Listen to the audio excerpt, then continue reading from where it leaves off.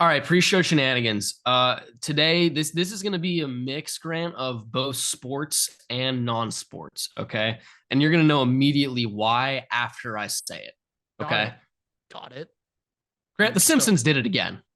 The Simpsons have done Yeah, it I, again. yeah, I know exactly They what you're have done it talking again.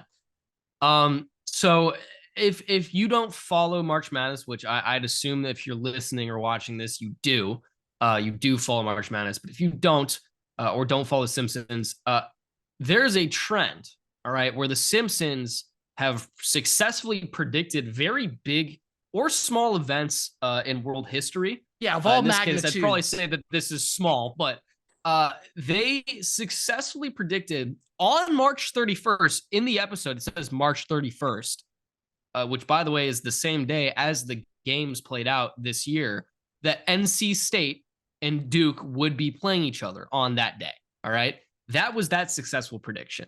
Yeah, I am looking it up. There are other things going on. This episode aired in 2015 also. So, I mean, many of these Simpson moments, if you just think of the amount of episodes the Simpsons have made, uh yeah, the odds are they're going to have a couple of hits every once in a while. But I it's the sole fact The of exact team, the the exact the date. day, the exact teams. They've done Donald Trump when he declared for Okay, this is the presidency with thing the about Donald waving. Trump. The waving that is just that's the uncanny valley right there where you're like, wait a second, that's way too accurate to what actually happened. Like Yeah, so let's they look up here. somehow predicted an exact moment in time. We're gonna look up every time. Not We're not gonna go through every time, but let's look at all the times that the They've Simpsons gotten have many successfully predicted. electoral maps directly on the nail. Well, like they have hit many things right on the head. I think this is up there though. I think they've They've predicted some successfully predicted the champion Super in the last. Bowls. Yes, yeah, they Um, predicted champions. they have predicted. I mean, autocorrect on iPhone keyboards. That was in season 6, so Did like they in the predict '90s. By the way, FaceTiming? Was I that it? yes, they did predict FaceTiming. Um, they have predicted. All right. One thing I'm not. I haven't exactly looked at the example, but they predicted that Lady Gaga's Super Bowl. They I did. feel I like do remember that. I haven't exactly looked at the example unless they got like the performances and shit exact. I kind of feel like shit. They could They just make they an did episode of predict the like Drake Ocean Gate. doing the Super Bowl, and that will They probably did they happen one did day. predict the submarine Ocean Gate fiasco from No, now last year. that stuff, it's like okay, they actually hit it. Like many of these, it could just be plot lines. That's like there's so many episodes. It's like okay, they're gonna have some hits. The submarine though, weird. The Trump Oh, they escalator, also weird. did predict COVID. That was the other big thing. Yeah, that one was interesting. Yeah, that one's Yeah. slightly harder. It does beg the question though, are for like that Trump moment, has somebody their favorite TV episode of all time is that Simpsons moment and they just try to They recreate just it in the told like Donald, like, that's hey, a do that. like there are things I'm thinking that maybe they could do here to like put Simpsons back in the news. Duke NC State though on March 31st, you can't fix that.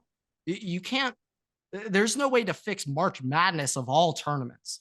If I there's also don't if think there's a that they blew hardest to up a fix submarine. tournament, oh yeah, yeah, yeah, yeah. I'm gonna go out on a limb and say it wasn't the Simpsons. What is it, Matt Groening? I'm pretty sure I've just seen that name so many times at the Yes, start. I think it's Mac Groening. I Yeah. don't think Matt Groening is the reason that submarine imploded.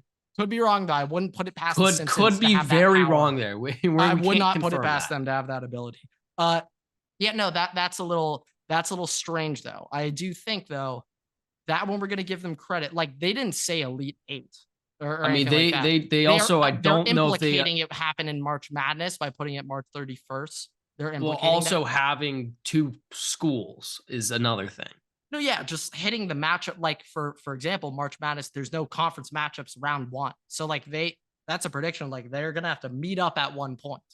Like there are no conference Yeah. matchups round one for March Madness. So it just in I terms of feel that like angle, it's there's like been a they didn't lot have some on more. the line. I feel like there's been a lot more of the hey, the Simpsons hit on this like recently over the past couple years than before. It's just the crazier thing though is when it's episodes from like the '90s. That's crazy to me. How you can ever get that shit. Like when they get exact, like, oh, they predicted when the queen would die, like the date. Yeah, they did. They did also do That's that. like, okay, or the year still. Like, that's like, oh shit. Like, they literally put that episode out like 18 years ago, and then they hit the exact year. It's like that shit. It's like, all right, that's a little strange. That's a little weird. But I think no, we got to give credit where credit's due. So Simpsons, without question, the greatest animated show of all time, like revolutionized TV. I Yeah. personally am not that Yeah. big of a fan, but it's like everybody knows who the Simpsons are. Like Homer Simpson and like Mickey Mouse are like the most iconic cartoon characters. Homer's way above Peter Griffin.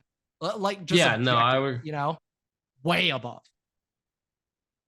I'm just trying to think if there's any other like Oh, like Popeye, Snoopy, Donald Duck, like Looney Tunes. They're yeah, past the Simpsons, Snoopy. but it's like Snoopy's up there. I'd yeah, say Snoopy's above the Snoopy, Simpsons Charlie for Brown sure. is above. Gotta be, right? Yeah, I mean, in my I opinion, think though number one's Mickey Mouse. Yeah. yeah, most recognizable for sure. Yes, most recognizable. Not saying For like sure. most meaningful, yada yada, but yeah. What an interesting little pre-show there. And it's like, dude, NC State Duke, that's not a What? That's like a bold. That's a I mean, bold. the odds are one of the writers at See, Simpsons, this is the which is a funniest big thing. Like NC the State Simpsons. fan. Here's the Odds thing are, like, with the Simpsons, right? If you just work on that, like on Twitter, right? You have people like tweeting out like prophetic tweets all the time, and then they'll just go delete all the other ones they didn't hit on. With the that's Simpsons, an episode that's been uploaded, and they can't just like the Simpsons. remove that. Well, that's one out thing, there. but also because of it's just the Simpsons. You could just throw whatever you want out there and just hope it hits. Like it's no, it's that's kind of the another same thing. Like you can take like if we were to go on the amount of premises they've had in plot lines where something happens and they've missed, I guarantee it's a very low hit rate. It's just the fact that they've gotten some so eerily close, detailed, accurate, specific. That's where you then it starts making you question some things. Yeah, it makes you check back again. Like, wait, they got a submarine crashing like that exact time where it was like they had all the storylines and like previews set up exactly what happened. That's a little interesting, but we're not calling out Matt Groening here. You're the GOAT. The GOAT of American. Well, if we were, it would be for time travel, but I think that's already been but I think we can kind of confirm he's not a time traveler because there hasn't been a perfect bracket yet. Like he would have done that already. Oh no, he can't do that because then it confirms he's time travel. Yeah, then it confirms that. Like if there was any year to do a perfect bracket and get away with it, it would be this year because there were such little upsets. Like if there was a year that Bijan Robinson had it going for a minute. Hey, all I'm saying. So if there was a year to do it, it's this year. But okay. Not enough pre-show shenanigans, or you got some more news that you need to dive into? No, that's all. All right. What is going on, everybody? Welcome back to another episode of the Waterboy Podcast. Today is episode 209. Oh yeah, those numbers are getting up there, boys. The Final Four is set. Ohio State has their new running back coach. Took a while to get it done, but they got it. And we debate the biggest question in sports right now. How good would DJ Burns be as an NFL offensive tackle? We will debate that later. Oh, and also, quick shout out. Caitlin Clark, Angel Reese, the most exciting March Madness game is about to kick off. All right. By the time this is uploaded, I'm going to say, I mean, there's that. And then there's also UConn, USC. Give them props too. Oh, very big. It is just the storylines going into this rematch from the championship game last year. Caitlin Clark has absolutely taken over this sport. Angel Reese, obviously her versus Caitlin Clark last year. Angel Reese now claims her and Caitlin, no beef at all. But when it gets we'll find out tonight. Angel Reese is gonna get her double tonight. Let me guarantee you, boys, she's gonna get hers. So I am excited for this matchup. This is probably, without question, the most excited I've ever been for a women's college basketball game and shit. Or a women's basketball game in general, honest. Yeah, I'll be honest. This is coming off of Juju Watkins' second highest scoring player in the country as a freshman on USC right now, taking them as a 1 seed. So, you know, a lot of storylines going on in this women's March Madness. So don't ever say we shouted out the more entertaining March Madness this year. But I think we're going to start off with MLB here because opening weekend just wrapped up. We had a lot to talk about with the later sections, which we'll save for later. But MLB, very good weekend. 3-1 series win over the Cardinals. Had a bit of a hiccup on Saturday, of course, in Yamamoto's start when he looked Not very his good. fault, though. Not Looked his fault. amazing. Of Clarify. course, we can't get him the win in vintage Dodger fashion. The lineup falls asleep for Yeah, you can thank Joe Kelly for that. Yeah, he had a bit of a hiccup. I will say though, it's only the first series. I'm not going to get that mad, but second series. shit. Second series, first domestic. Now you have to series. be. Now we're concerned. Now we're concerned because it's the second series. Man, I'm not gonna lie. I was expecting a little bit more of our Shohei Ohtani. I was expecting a little bit more. I will be honest. Watching that game, first of all, that game that we did lose, right? Mm-hmm. We did come back. We made it to a one-score game, and with Shohei coming up to bat, it's a little like the jokes coming in being like, yeah, he had Cardinals money line, or yeah, he had the under, whatever it was. Like, okay, haha, funny. But also Shohei should be able to be in that position and hit. Like he was what 0 for 4, 0 for 5 that day. Like it was bad. That day was went bad. 0 for had a couple bad strikeouts. I feel like when it specifically looking at those ABs of Shohei, he seemed to take a lot of 0-1 pitches. He was letting himself get many 0-2 counts, and he was getting a little screwed on a couple of the calls too. More than a little. It happened it happened yesterday. It happened 2 days ago. It happened. I was just taken like from Mookie's approach so far. He's been absolutely lighting up and shit. Disgusting. It's early Mookie, so we know the deal. Don't forget April and May Mookie. May Mookie.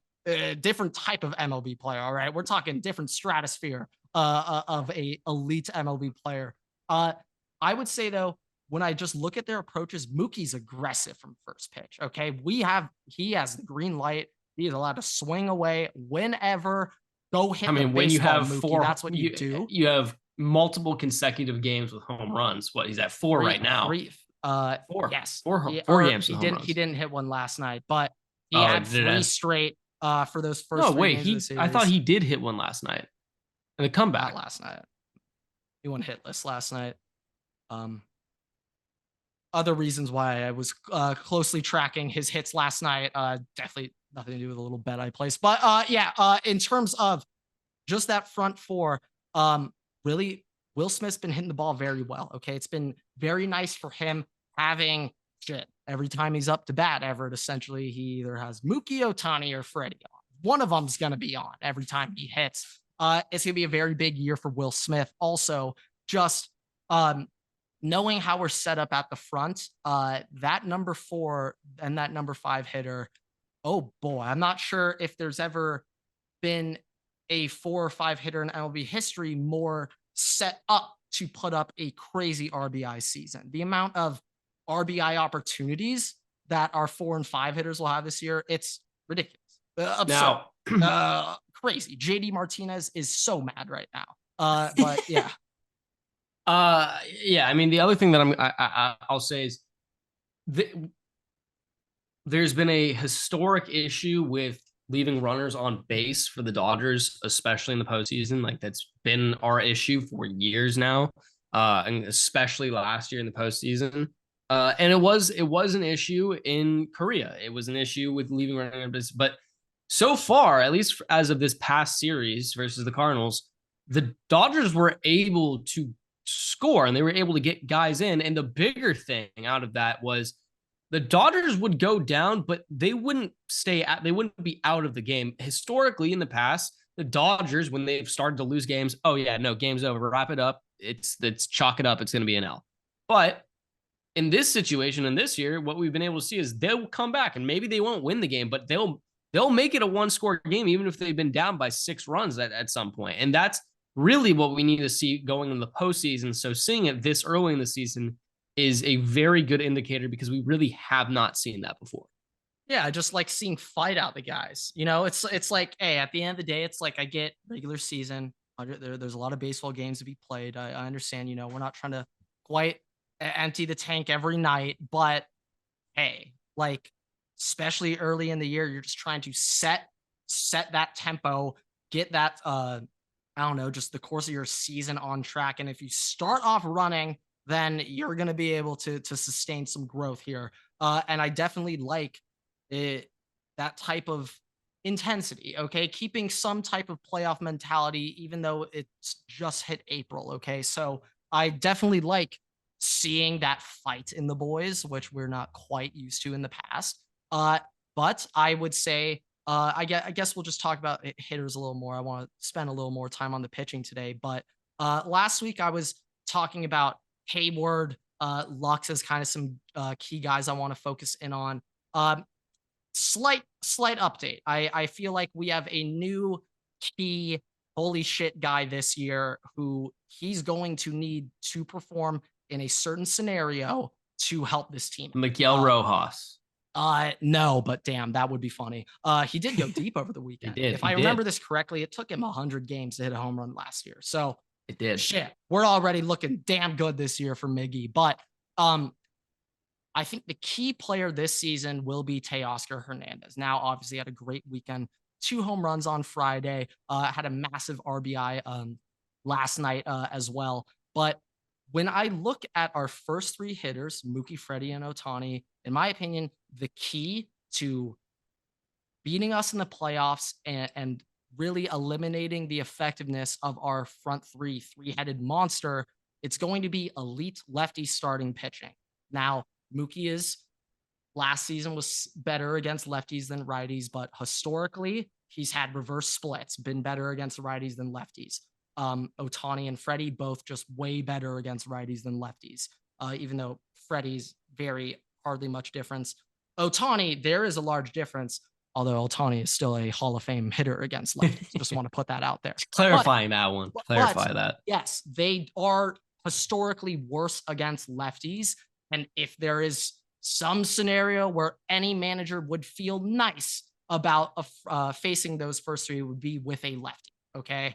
No manager in the MLB will ever feel confident going up against those 3 with a righty on the mound. None of them will. All of those righty stars will have the shortest leashes this year against our guys. But when it's that lefty, and if you can get through them once, you can get through again, then yeah, they're going to give them a third crack. They're getting them a third stab.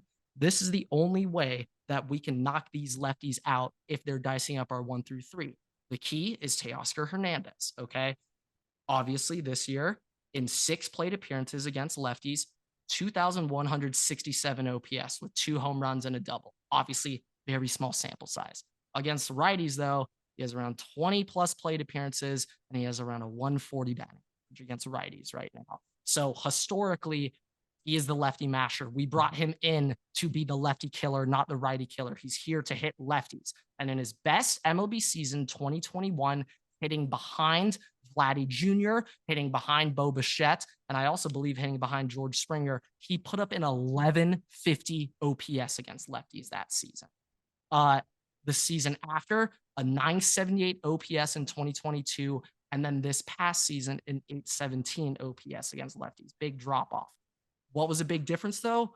Last year, he was batting cleanup for Seattle. When the years prior in Toronto, he was batting in that 5th, 6th, 7th slot, which he's doing for us now. So, because that front 3 got 3 Hall of Famers, Mookie, Otani, and Freddie, they're going to get your best stuff. You're not throwing that many meatballs down the middle because they're going to go boom, boom if you do. So, those 3 guys are getting pitched around, okay? Pitch counts might be high. At the start of the year, Otani is just striking out on 3 pitches, so it might take a little while. But yeah, let's say they can still get those 3 guys out, but they got to get through 20-ish pitches to get those 3 guys out and not give up runs. You can't also burn 6-7 pitches against Teoscar also.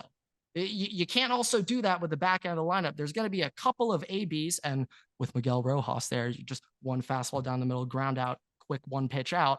But you're going to have to try to get some efficient outs at the end of our lineup.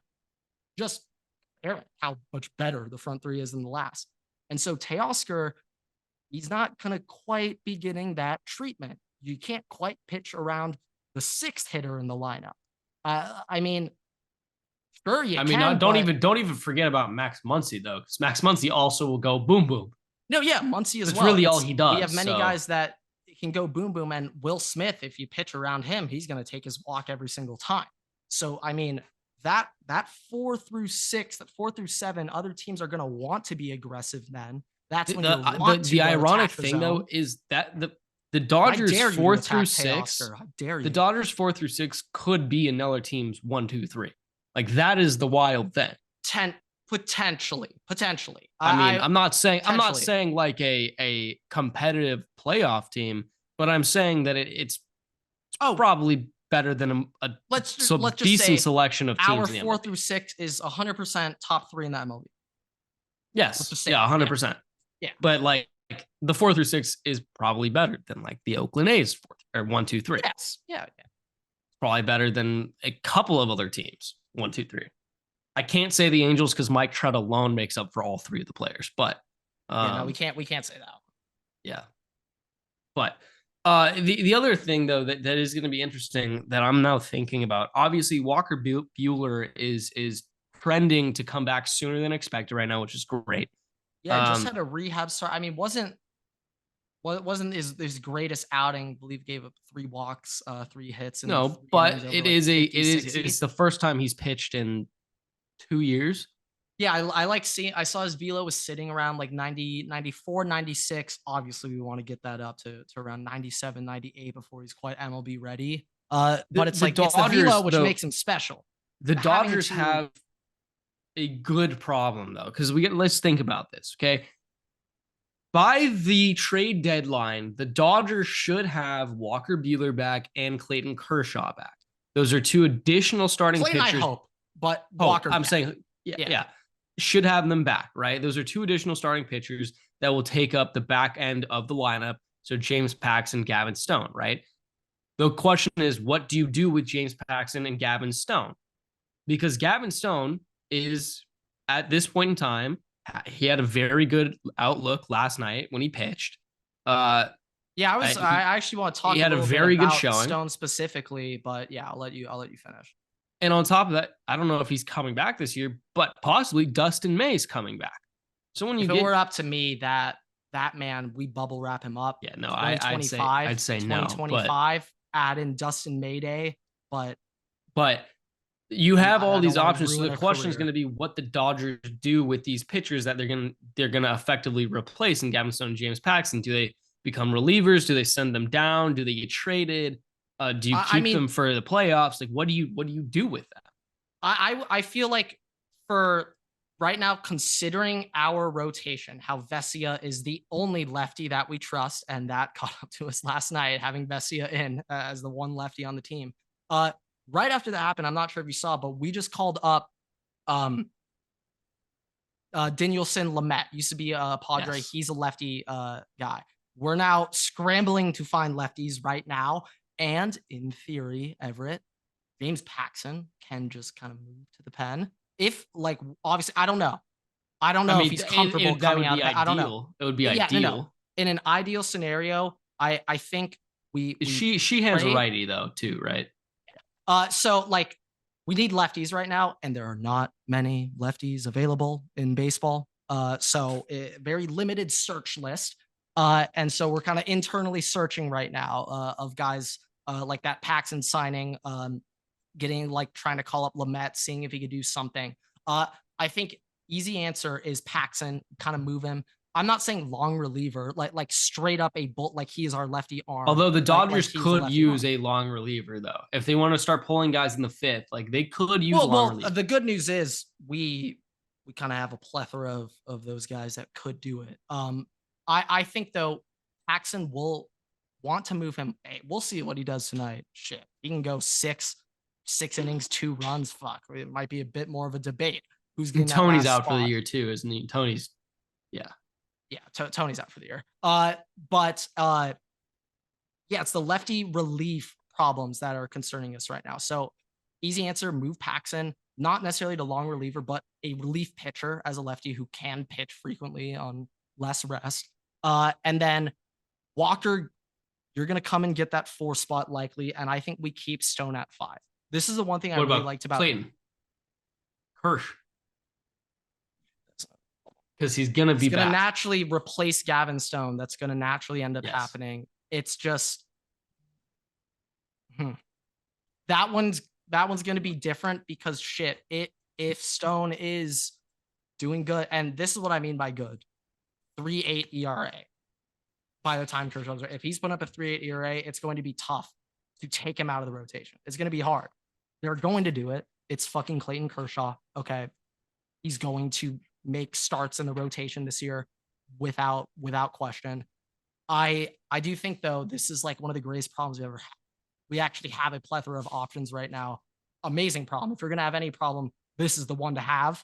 But shit, it makes me even think like there's no way we could take not even an option having Kershaw come out of the pet. Literally not even a choice. No, and I like that would be disrespectful to him in what might be his last year. He may be out for a really, really long time. Like it may be August. And so I mean, but even then, if he does come back in August, what do you do? And when you're going into the playoffs, what do you do?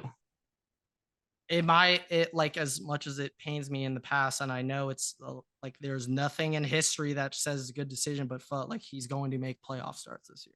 But then what do you do with Gavin Stone?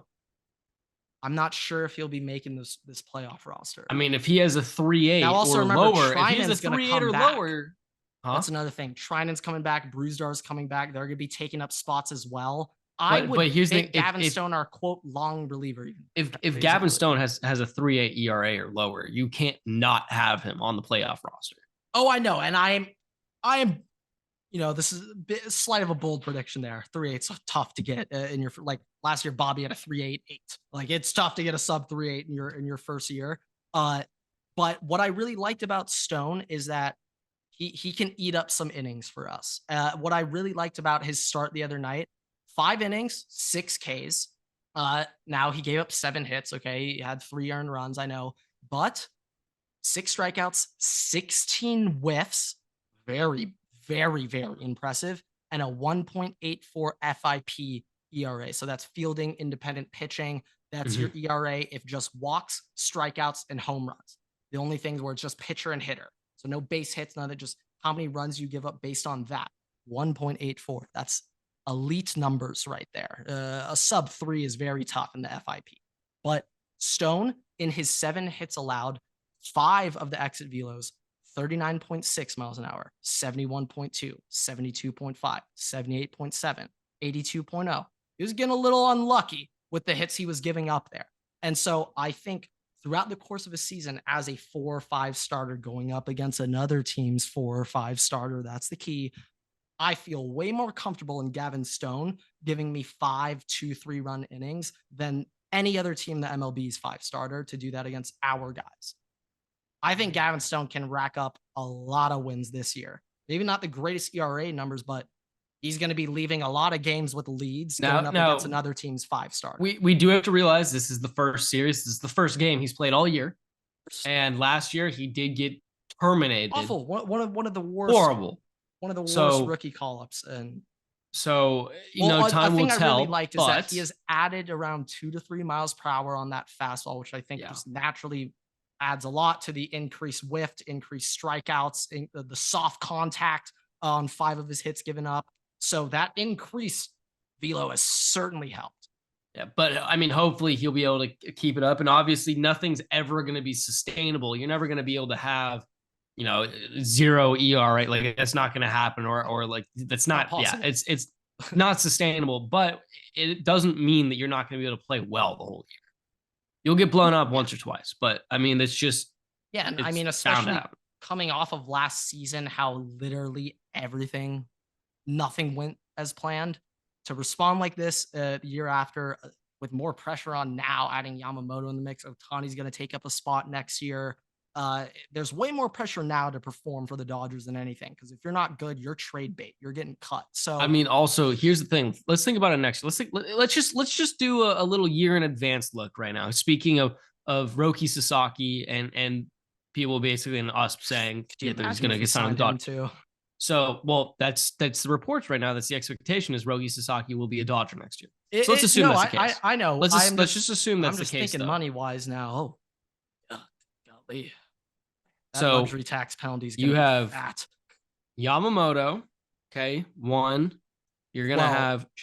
I think next year, number one's still going to be Glasnow and Ohtani. Maybe Ohtani Sorry, takes it, but I forgot about. I even forgot about Glasnow. Glasnow, Yamamoto, Shohei, Bobby, Sasaki. All right.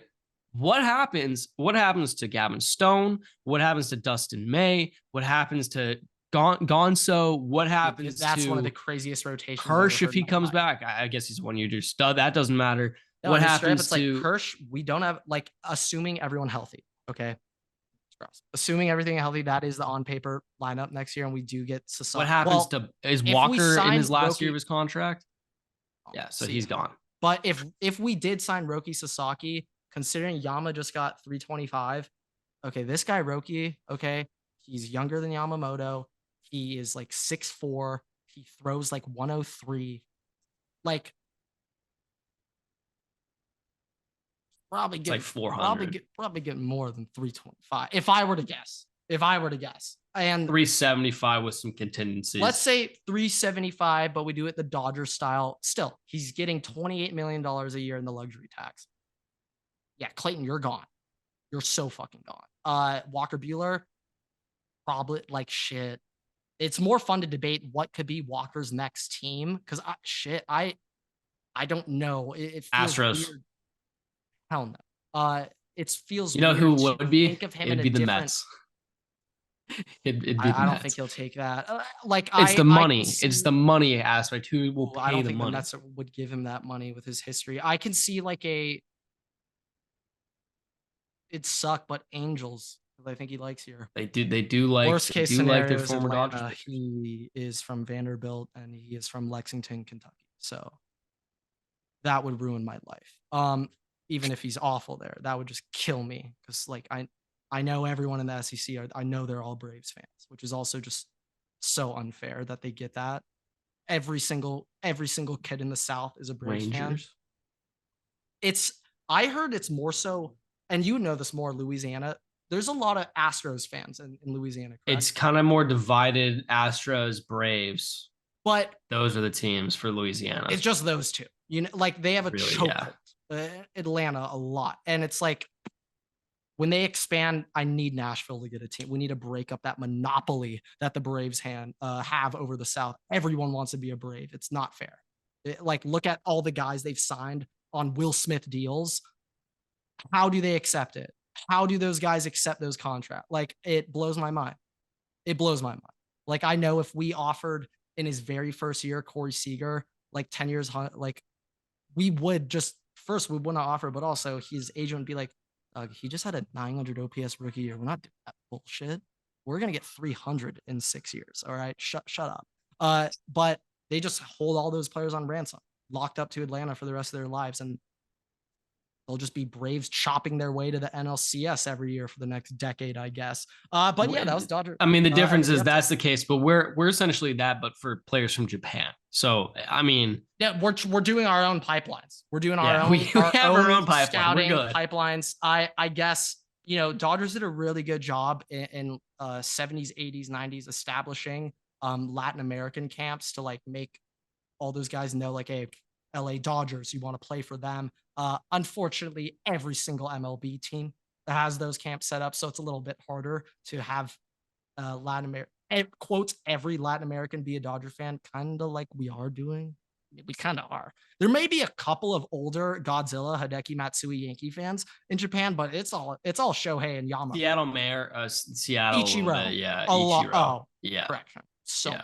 shout out my uncle. I know he fucking loves Ichiro. He's Japanese, so I'll give a quick pause. He is the GOAT. But lot of news. Time to move on. I got some college football updates today.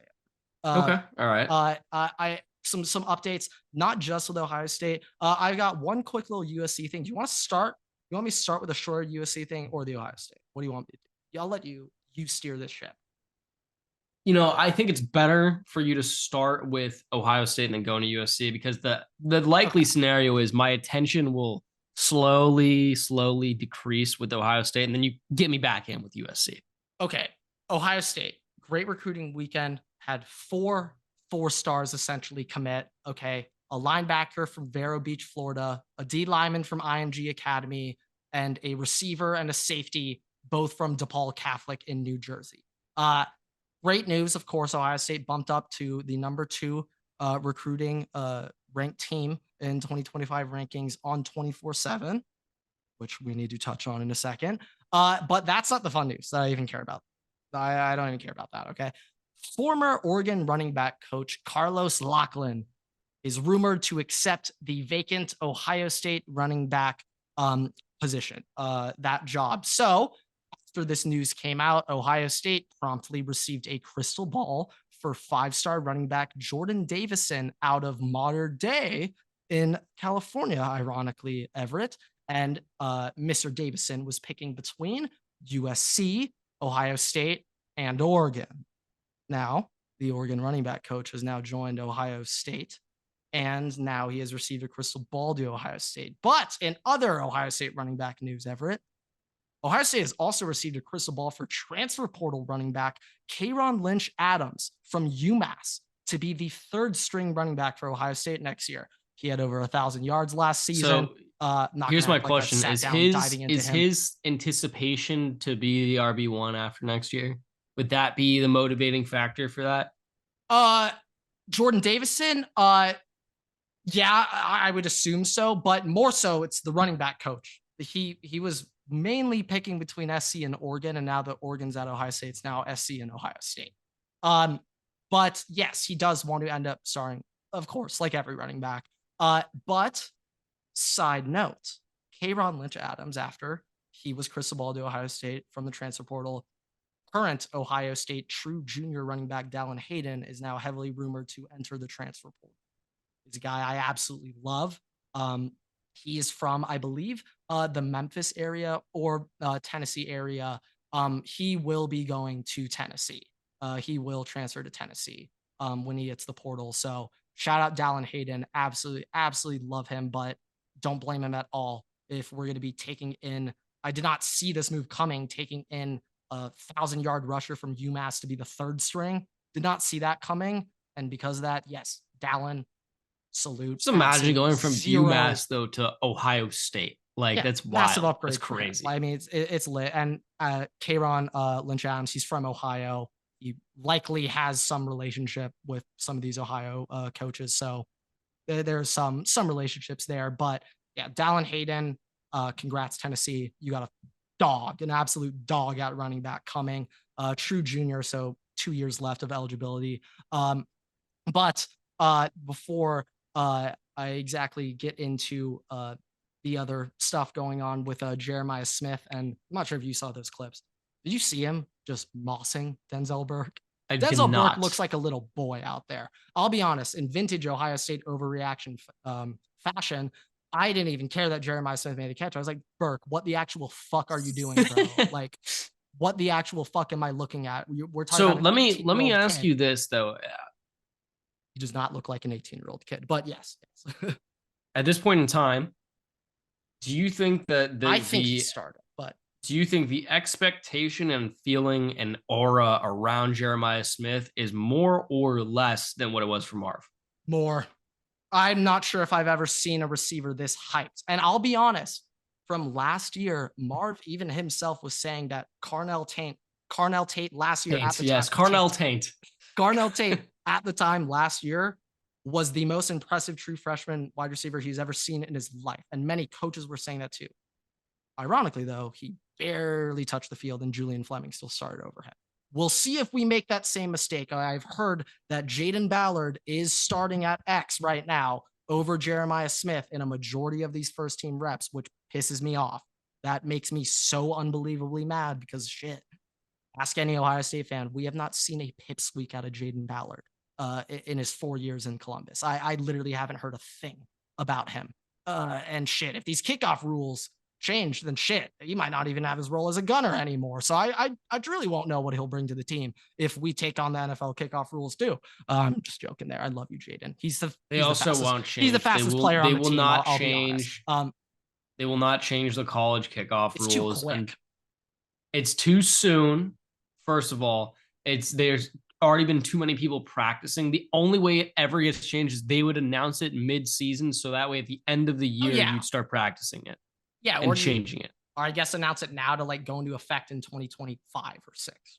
But I don't know. it's only going to happen if Forget the about that detail. NFL keeps it, I was just making regardless. a little joke. But yeah, I fully expect Jeremiah Smith to be starting. I actually think at this point, if Jeremiah Smith doesn't start from day one, I think we could lose some guys in the locker room who are just like, we're not starting the most talented players here. Like, what the hell are we doing here? I thought the reason I came back was because we're trying to win a championship, not give favors to our upperclassmen. So I heard last year there were some fractions in the locker room that Carnell Tate was not starting. So we'll see what Brian Hartline decides. I mean, here's the thing: if Ryan Day, first of all, no matter what happens, if Ryan Day loses versus Michigan, he is gone.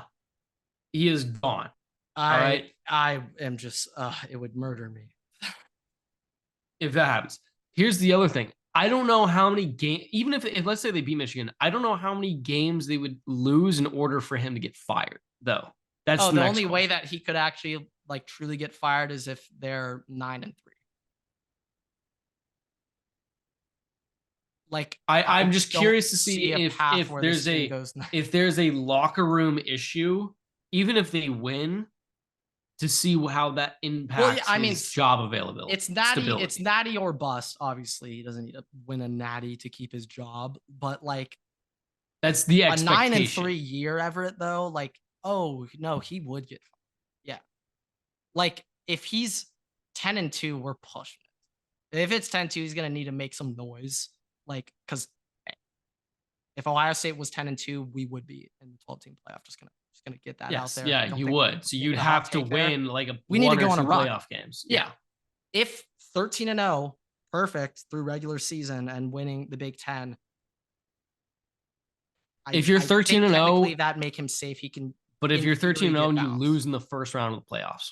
No. I know, that's what I'm saying. Like in theory, he would still stay. I'd be heartbroken and destroyed, but like I wouldn't fire after that. Because it's like, this is the question. Like, if we did get rid of him, who is the replacement? Like, I'm open to the conversation right now. Who is the replacement? It depends who becomes hot this next year. But you kind of get what I'm saying. If it was 2 years ago and Sonny Dykes and TCU was coming off that massive season, like I would say one of the candidates would be Sonny Dykes. You wouldn't like that, but he would be a candidate. I'm sorry, Sonny Dykes is never coaching at Ohio State football. But I'm saying he would probably be a candidate. Not even be a candidate. He can't. You don't think you would have a single Ohio State would never consider Sonny Dykes head coach. That was arguably disrespectful. I was like, if that were to happen, it'd be like Lanning, like fucking like Norvell to a degree. That back then, no, he wouldn't have gotten that call. Like now, yes, but it's like now, yeah, we're talking Ohio State football here, right? If Sonny Dykes took over as head coach, wave the white flag. Nebraska's gonna beat us. No, not option. Like that would be more acceptable of a candidate. But it's just like they're right now. Like I like Dan Lanning a lot. I would arguably take him over Ryan Day today if given the shot, but it's like there's no certainty. Well, the Utah, I feel like at Oregon's recruiting right now. Nah, not Kyle. I'm not taking Urban's old OC to now. Nah, not Kyle. He can't recruit. It's just like I know Ryan can maintain a level of talent right now that I don't know many other college coaches that can. It's literally him and Kirby. Mike Vrabel would be it. He would be asked, but we all know that's not an option. We all know, but he would be asked. Yes, but we all know not a choice. So he's too scary for them. He's too scary for them. Oh my God, you kidding me? You think Jeremiah Smith would last a period in a Mike Vrabel practice? Hell no. No. He shit his pants after just seeing him. You know what? That's something that we should ask Tajay is what are Mike Vrabel practices like? That's the best question to ask. Tajay, who are you more afraid of, Derrick Henry or Mike Vrabel? Mike Vrabel. No questions asked. That'd be a good question to ask. But yeah, I just feel like from all those angles, I don't know who could take over Ryan. shit, maybe someone's throw like a heart line out there or something. I like I mean, maybe that would be my first bet. Would be probably hard. would get it if I'm be honest. Just like you probably would just get it if something were to happen there, but yeah, I don't see it. Anyway, last thing I just wanted to talk about specifically about Ohio State. Um, forget those last things I brought up. And who cares about running back? We get over. We already have Trevion and Quinshawn. Who cares about everyone else? The real fun news of the weekend, Everett, is that Ohio State has reportedly gotten a silent commit from David Sanders Jr., the number 2 player in the class of 2025, and an offensive tackle prospect from North Carolina. If Sanders ends up committing to Ohio State will have 4 of the top 6 recruits in the class of 2025, 2 of them being corners, one of them being a tackle, and the other being a quarterback. This could be a crazy, crazy class for Ohio State. This can be ridiculous. Obviously, we'll have to keep on looking, keep locked in, but and the transfer portal arguably matters a little bit more now than high school recruiting, but great news. Great news. Shout out Justin Fry. If he could get Sanders, oh my God, that'll be the win of his career. But last little exciting news I want to bring up, Everett, from my USC sources. Okay, we have a USC update. And I want to shout out the handful of cool USC alumni who have welcomed me into some USC Twitter circles. I want to shout them out. Shout out Fight on Rusty. But we have now modified our NIL approach, apparently. Okay. Apparently before USC had some limitations compared to their competition when it came to their NIL deals. Now, apparently, I doubt this entire extent to which I've heard, but apparently USC was not allowed to offer NIL deals to high school students or players until they had signed with USC. Now, every other school in the country, I mean, shit. I know the second Saban left Ohio State, hit up Caleb Downs' agent, like, yo, we got 1.8 NIL. If you want that to be more, we can make it 3. I know we're all doing it. I know, but now USC can do it too. Now, if you're gonna tell me that USC wasn't tampering with Jordan Addison before he left for Pitt and went to USC, you're crazy. You're just turning a blind eye. USC called up Jordan Addison's high school coach, told him we have 3 million NIL for you to leave Pitt and join USC. They also did that last year with Marv. They called up Marv, said we have 3 million NIL, which is chump change, by the way. That's like a 50% pay cut for Marv if he took that. But USC has been doing this. Now they can do it a lot more loosely and a lot more freely, like the other schools are doing. And shit, literally, while I was saying that, USC has just landed another commitment from 4-star linebacker Matai. I know I'm going to butcher this. Matai Tagoe. So Polynesian guy. Yeah. USC has went on an absolute heater this past weekend once this news came out. And it makes you think, shit, they actually might be doing something. Give Reggie Bush his Heisman back. Oh, God, no. Hell no. Are you kidding me? He cheated the sport, Everett. He cheated the game that we love, the beautiful game. If we don't have the beautiful game, what do we even have? The UFL. Shit, and we're not even going to discuss that, but destroying the former kicker who I got know. kicked out because NIL actually was touchbacks and he threw a touchdown pass on a fake punt. Or to a center. I'm not sure if he threw it. I low-key think he was running a route on that play, but you get the point. He was involved in a fake. No, I'm pretty sure he did. I think he did. Let's say he threw it for the. We'll say he threw it. We'll say he threw it. Yeah, let's say he threw it. But yeah, that was kind of my updates in college football. Pretty exciting weekend. I would say, even though we're in March Madness swing right now. But actually, before NFL, I have a quick little transition from college basketball we got to get into just slightly. Final Four set. Okay, UConn versus Alabama. I'm so sorry, Nate Oates. You're about to get steamrolled by Dan Hurley. Oh my God. But NC State, Purdue. We get to see DJ Burns versus Zach Edey, the 2 specimens of college basketball in this March Madness run. So we got 7'4" Edey with like 0 bag and no post moves except his height. And then we got DJ Burns, who we'll debate if he could play NFL offensive tackle or not, but he's actually skilled. He has some of the greatest footwork I've ever seen in my life since like Shaq when he played in the NBA. And he's got the left hand of God. Okay. It's like Maradona. It's the left hand of Jesus. All right. DJ Burns is the most fun player to watch in college basketball right now. Men's college basketball. Caitlin Clark's the most fun player to watch in college basketball. But we're gonna get that matchup between Edey and Burns, and I pray we get a Burns versus Donovan Clingan, the 7-2 UConn center, who's phenomenal, by the way. The fact that UConn genuinely has it all. Here's the thing, guard though. play. For, They've got I'm going to be honest. Yeah, Purdue can shoot from outside. They can shoot threes, right? But their offense, there is no get. Everything runs through Zach Edey. Zach Edey will pass the ball back out, and it immediately will come right back to him. Like there's no, and so the whole reason why Zach Edey, the amount of here's the thing, the whole reason why Zach Edey has been so good, especially in the tournament, is because no team's been able to match up with him height wise. They'll touch him, whatever. The refs immediately will call a foul because they can't see anything. Yeah, and I thought when you go against a chance UConn, of Filipowski versus Edey if Duke won that, but if you go against UConn and UConn has a guy who's almost the same height as you, and also it could turn into disaster real quick. And remember, so the more interesting thing will be if NC State wins. That's the more interesting matchup.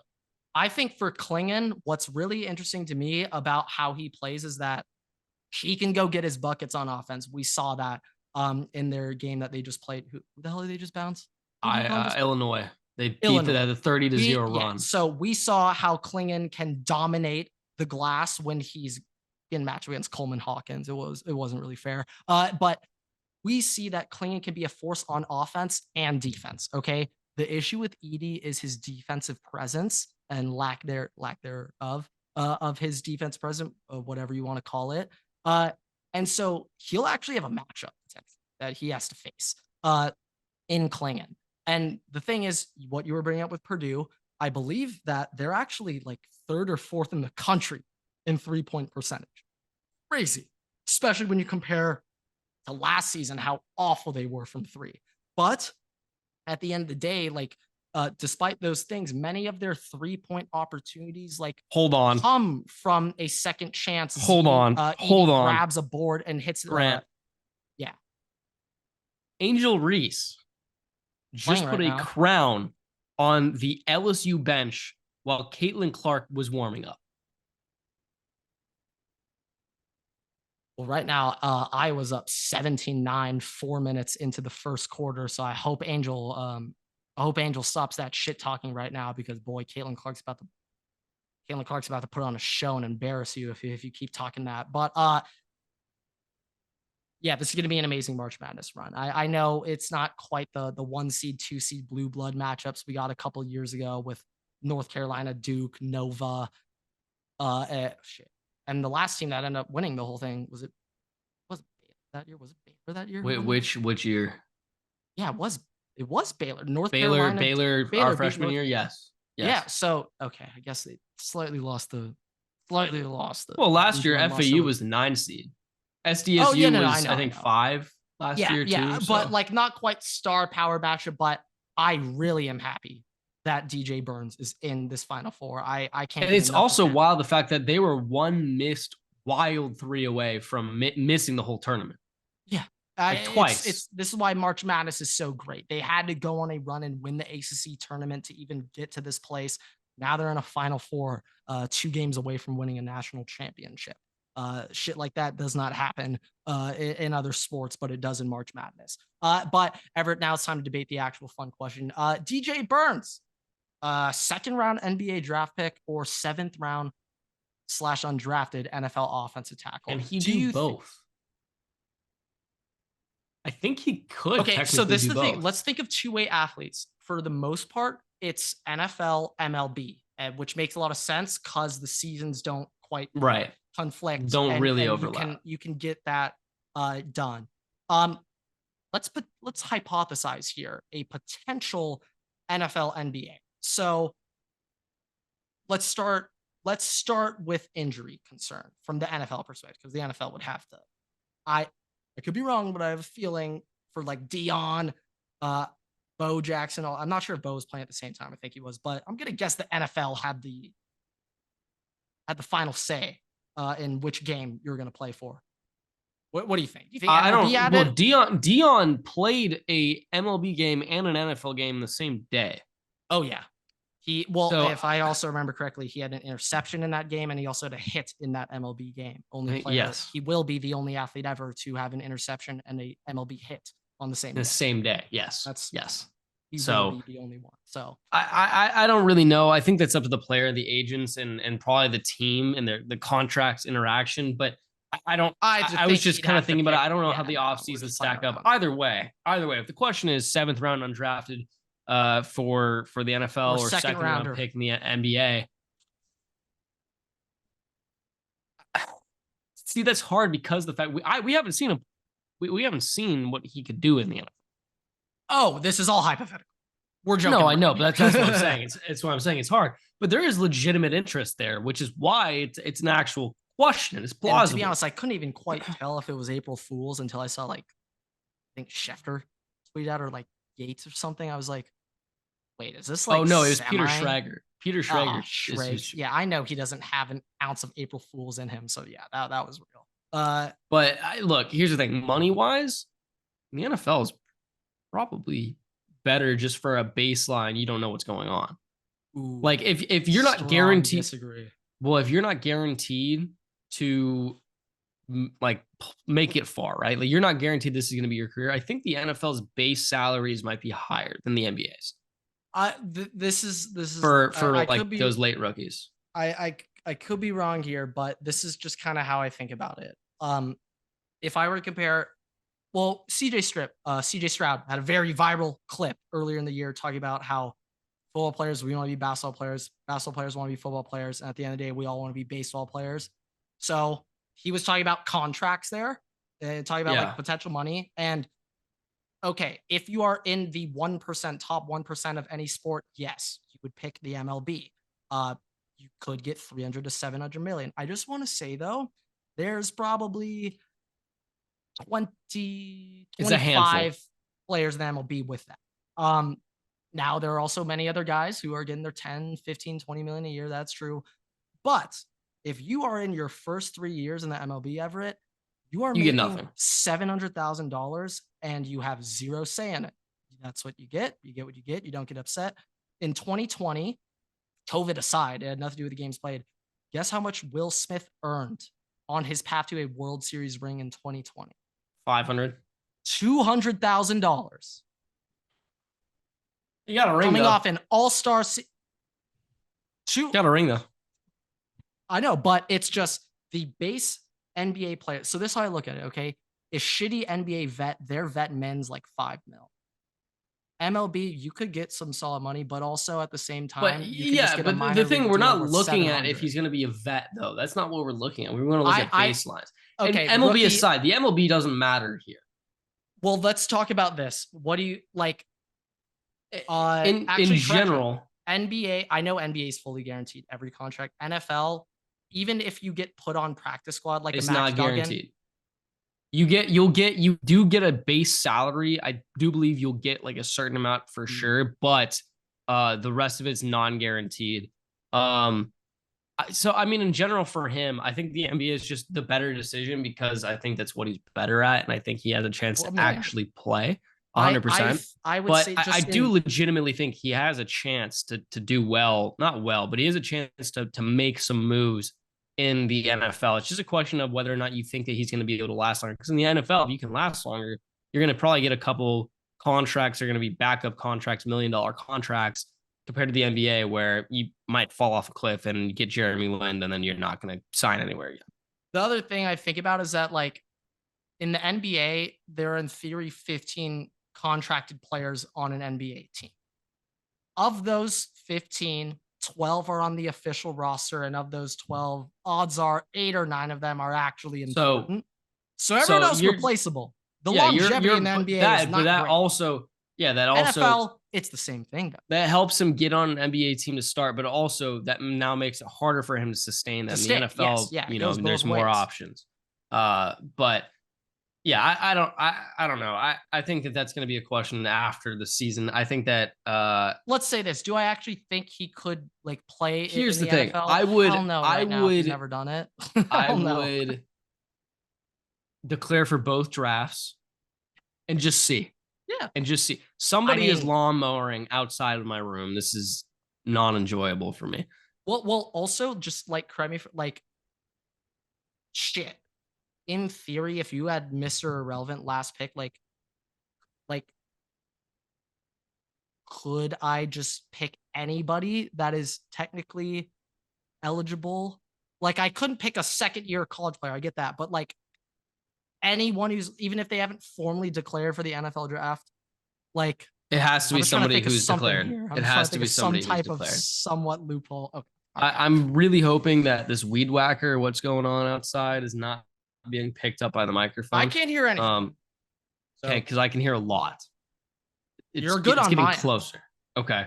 Uh, here's the one thing I just want to talk about just with the NFL draft. Here's some random NFL draft tidbits for this year, right? For these players. It's gonna be fun. Everybody, we know this. Drake May's high school coach was now Vikings quarterback coach Josh True. McCown. True. Caleb Williams, high school left tackle, was Olu Fashanu. Did not know that. That's cool. J.C. Latham was offered by Chargers head coach Jim Harbaugh. In out of Leitu college, Latu was coached by Falcons out of college for JC. Yes. Yeah. Leitu Latu was coached by Falcons defensive coordinator Jimmy Lake. Troy Fontenot, I don't know how to say this last name. Troy Fautanu Sounds good to me. was recruited or coached by Seahawks offensive line coach Scott Huff, and Keon Coleman is cousins with CeeDee Lamb. Ooh, that's cool. Yeah, that's cool. That definitely adds some respect to Keon Coleman's profile there. Not gonna lie. Won't be as respectful when Keon might suck in the NFL, but yeah. I guess shit. If I can give like other fun facts, Marv's dad, if you guys ever heard of him, Marvin Harrison Sr., the first touchdown he caught in the NFL was from Jim Harbaugh. Also Marvin Harrison Jr. One day after Ohio State offered him a scholarship, Michigan offered him a scholarship the day after. So there's that. Let me think of some other fun little storyline I could give. That's last year's draft. I was gonna say Josh Downs, older brother of current Ohio State player Caleb Downs. He's drafted. Yeah, those are the fun facts I could think of. Last thing that I have for today. Last thing that I have for the NFL. Oh, Justin Drake May, Jefferson, younger brother of UNC basketball legend Luke May. Justin Jefferson is now partnered with DraftKings. Wait, really? Yes, he is partnered with DraftKings. Wait, let me see this tweet. So it's just in a world where we're dealing with so many different things and so many different players getting screwed for draft for gambling related things, having Justin Jefferson essentially almost the face of the NFL, if not the face of the NFL in certain capacities. I mean, especially with kids do that, Mahomes, it's a whole problem. Like, he's top 5 right now at minimum. So, yeah, that's not the greatest inspiration for the NFL. I agree. I think, at the end of the day here, I think maybe we're picking up on some things. What exactly the priority moving forward is. Justin Fields has an afro now. Can you send me a picture? I need to see how large it is to know how concerned I should be. It's not overly large. I'm sending it to you on Twitter. It's not overtly large, but it is definitely very apparent. Oh, that's okay. That's okay. No, it seems like he's just focused right now. That's just his typical hair. I've only seen him with the short cut or with his dreads. Yeah, he just changed. But yeah, look up 2019 Justin Fields, Ohio State. His hair looks like that, but just shorter. I just know he had kind of like not the flat top, but like something kind of like that in high school with the Elite 11. Okay. Anyways, I don't know if you have anything else. If not, we can wrap up the episode here. This weed whacker is getting very close to my window, which means that inevitably it will get picked up by my microphone and then ruin everybody's eardrums who have earbuds in. So, with that, thank you guys so much for watching, listening. Rate us 5 stars. You can find us on Spotify, TikTok, YouTube, Twitter, and on Instagram at Waterboy Pod. You can follow me and Grant on Twitter at Eversticks and at Waterboy Oh, Grant. actually, shit. Slight shout out. I didn't know Michael Penix was that fast and could jump that high with a torn ACL. Torn ACLs. Oh my God. And it looked like he was jogging. Healed ACLs. If you want me to be completely honest, and you'll like hearing this, Everett, if you were to sit me down in a room and ask me who's more athletic, JJ McCarthy or Michael Penix, I would submit JJ McCarthy, zero hesitation. He didn't run the 40 though. True. But I would not like even Michael Penix is the only quarterback. That shit. Michael Penix is the only quarterback out of those first 6 that ran a 40. So I don't think it's fair to be like, oh yeah, now he's super athletic. I also like, no, yeah, he doesn't run much, but the 40 also, to be honest, the 40 really does not matter. Oh, I could not care less, especially at quarterback. Like, also, it's like D linemen. When are they ever running 40 yards? Ever? Like, I literally want to measure your first 3 steps. How quickly can you get to step number 3? If they're running for a pick 6 or a fumble recovery, then that's when. But you get what I'm saying? It's like, who the fuck cares how quick Micah Parsons? Although it's lit. Who cares how fast his 40 time is? I care about his first 3 steps. It's fast. It's really fast. You should check it out. It's a pretty cool number. Yeah. But yeah. Also, shout out Penix, and also holy shit, I didn't realize, but Ladd ran a sub 4.4. Oh God. Ladd. This has been like, I know that's been out. I was just looking at it and I was sitting there like, huh? Ladd? Impressive shit. But we post new episodes every Tuesday and Thursday on YouTube and all podcast platforms. So make sure to subscribe, turn notifications on so you don't miss a single episode. We post new TikToks every Tuesday to Sunday. So make sure to check out that exclusive content and on Instagram in case TikTok dies, because that's a possibility. And with that, we will see you guys in the next episode. Waterboys out.